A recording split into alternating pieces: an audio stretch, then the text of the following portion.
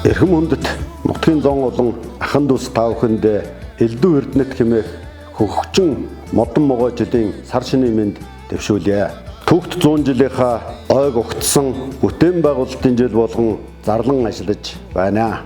Үүнд улсын төсөв, аймгийн орон нутгийн хөгжил сан, сумын орон нутгийн хөгжил сангаар хийгдэх томоохон ажлуудыг иргэд та бүхэнтэйгээ хамтран ажиллах болно.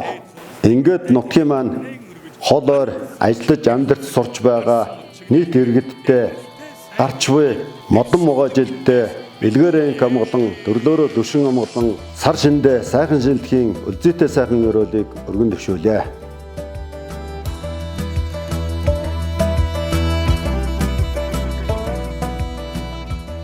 Эрхэм нутгийн зон олон та бүхэндээ элдв эрдэнэт хэмээх модон могой жилийн сар шинийн мэндийг дэвшүүлье. Могой жилийн босгон дээр улсын аварга нэгээр нэмэгдсэн бахархам сайхан амжилттайгаар бид бүхэн угтаж байна.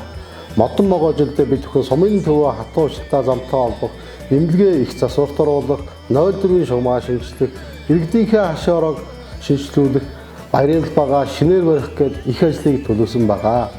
Ингээд эрхэм төдөлтөйчүүд та бүхэндээ 17 дугаар жарны элдв эрдэнэт хэмээх модон могой жилдээ эдгээрээ их амгалан төрлөөрөө төвшин амгалан байж сар шиндээ сайхан шинэлхийн үлзийтэй өрөөлийг өөд нь өргөн дэвшүүлье.